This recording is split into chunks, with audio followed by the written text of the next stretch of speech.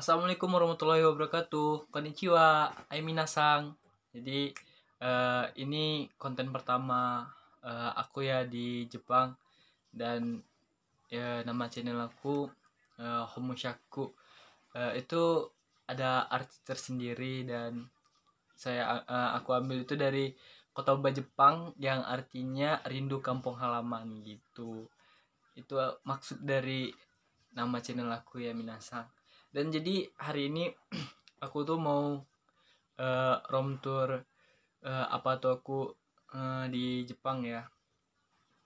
Jadi aku juga mohon maaf tidak pernah buat konten untuk ayah juga, karena kan masih banyak kesibukan aku selama di sini, jadi belum bisa buat konten. Nah, di hari ini aku libur sekolah karena masuknya itu tanggal 11, jadi ada waktu luang untuk buat konten. Mungkin seterusnya akan aku usahakan buat konten-konten aku di Jepang. Ikutin terus ya konten aku ini. Nah, jadi room tour pertama itu kita di sekitaran luar dari kamar aku dulu ya, minasang. Oke, ikutin terus. Oke, kita mulainya itu dari kamar mandi dulu, dan mungkin banyak peralatan apa tuh yang akan aku kasih tahu buat minasang semua. Dan di sini kita mulai dari kamar mandi ya. Jadi kalau kamar mandinya itu kita tidak pakai bak, di sini cuman pakai shower, dan ya biasa ada air hangat, air panas, air dinginnya juga. Kita tinggal mandi menggunakan shower. Seperti ini ruangan kamar mandi apa tuh aku di Jepang ya.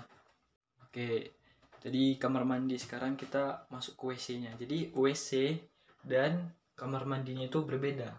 Kalau biasa kita di Indo itu kan WC sama kamar mandi ya sama seperti itu kan, tapi di sini dia berbeda, dan WC-nya juga berbeda sama Indo. Yang biasa Indo itu kan WC-nya kita jongkok gitu. Nah, kalau di sini kita duduk. Itu yang sampai sekarang aku tuh masih kayak kurang terbiasa gitu, karena kita kan biasa kalau di Indo tuh tinggal cangkong udah aman gitu. Dan yang lebih ya menurutku kurang biasa itu minasang, semuanya serba otomatis. Jadi kayak kita itu buang gitu, nyiramnya itu pakai tombol-tombol aja. Sementara kita di Indonesia kita langsung bur pakai gayung gitu ya kan minasang. Oke, ini WC-nya ya minasang.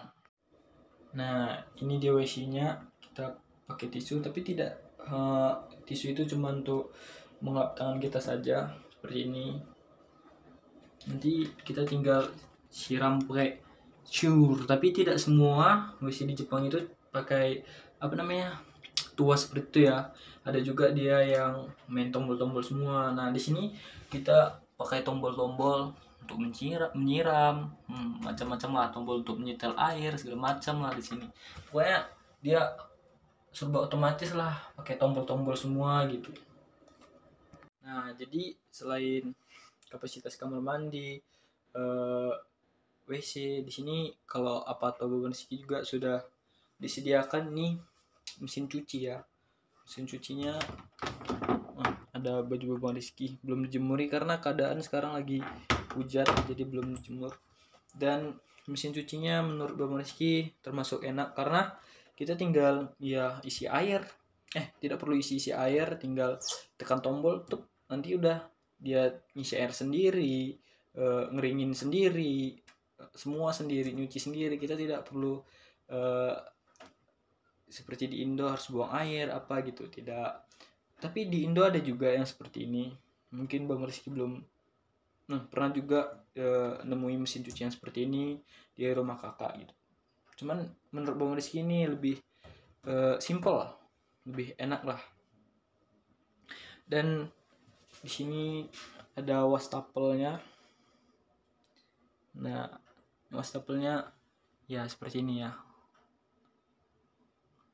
Kita bisa berkaca, ngidupin lampu gini. Dan di wastafelnya juga ada setelan air hangat, air dingin gitu. Nah, jadi tadi itu sudah di bagian kamar mandi kita dan tempat-tempat nyuci baju kita. Sekarang kita nih di bagian eh, ruang apa ya dibilang.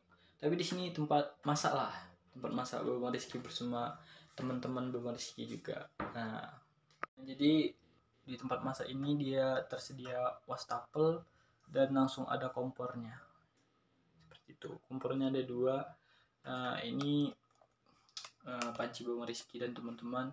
Dan di sini ada laci-lacinya. Ini untuk tempat kita nyusun piring, apa segala macam ini bisa dibuka seperti ini, laci semua gitu. Cuman peralatan Bapak Rizky masih dikit juga. Nah, jadi kalau kita masak, kita itu harus ngidupin ini. Nah, biar apa namanya, uapnya itu tidak masuk di dalam, langsung dibuang keluar gitu. Oke, tadi kita di ruang belakang, sekarang kita ke ruang depan. Dan di sini tempat-tempat sepatu ya, tempat-tempat sepatu. Nah, tempat sepatu. Itu sampah belum dibuang karena di sini tuh. Jadi kalau di Jepang itu biasa ada kayak gini. Ini untuk apa? Mengatur suhu air. Gitu.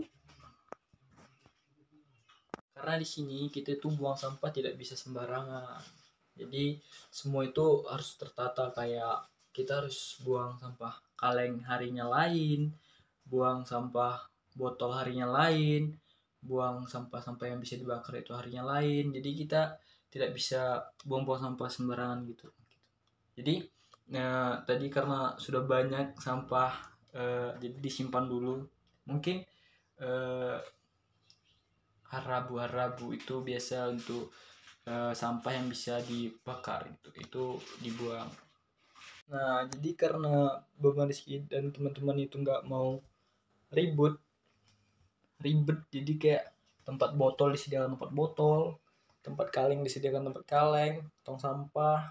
Nah, dan di sini juga ada jadwal-jadwal pembuangan sampah ya. Jadi di Jepang itu buang sampah itu ribet sekali lah menurut aku ya. Karena ini sampah-sampah yang bisa dibakar, dia di hari Sabtu sama Rabu. Dan ini sampah-sampah kayak kaca apa segala macam itu di hari Selasa. Dan ini kayak kaleng apa segala macam, dan itu semua harus disusun seperti ini, disusun pakai kotak-kotak gitu. Pokoknya harus rapi lah. Itu di hari Selasa juga, oh enggak, di hari Jumat. Nah, jadi setelah pembuangan sampah kita ini ke jemuran. Jemuran di Jepang tuh seperti ini, cuman kecil, cuman ada 2 pipa, cuman bisa ditambah juga. Dan sekarang cuacanya lagi dingin sekali dan gerimis, jadi nggak bisa keluar ya, tapi bisa juga sih. Nah, itu tadi sudah bagian luar dari kamar Bapak Rizky ya.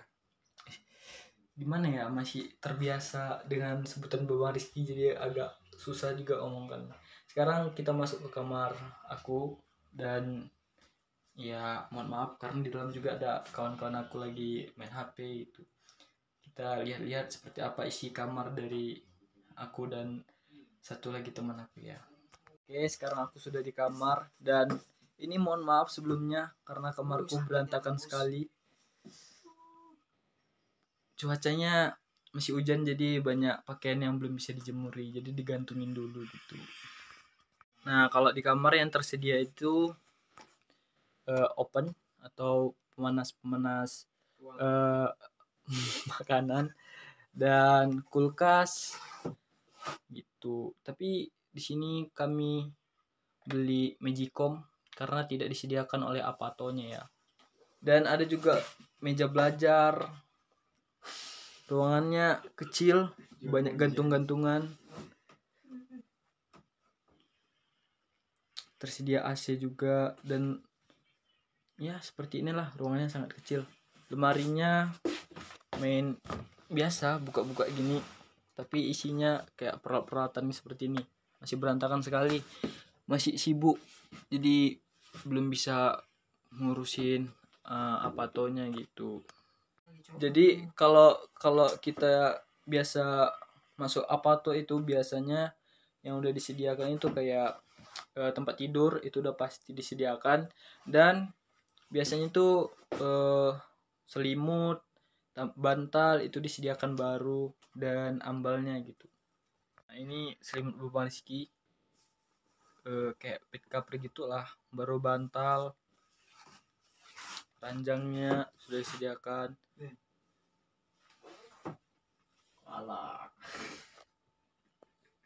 Nah, beginilah keadaan kamar Bang Rizky yang kecil ini bersama satu teman Bang Rizky. Sekarang kita ke kamar sebelah ya, kamar kawan Bang Rizky juga.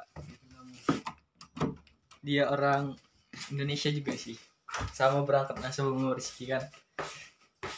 Jadi di satu apato itu ada berapa kamar ya? Ada 4 kamar. Dia lantai 2, Bang Rizky itu di lantai 1 itu khusus cowok, karena di lantai 2 itu cewek. Dan di sini kayak campuran juga, ada orang Indonesia, Vietnam gitu. Jadi yang di atas itu kawan Bang Rizky cewek, jadi dia itu gabung sama orang Vietnam gitu. Jadi ini kamar satu lagi, ruang 2 itu tempat kawan Bang Rizky. Jadi ya orang ini lebih besar, Bang Rizky kecil, cuman bagian dalam itu lebih kecil, ruangannya lebih sempit.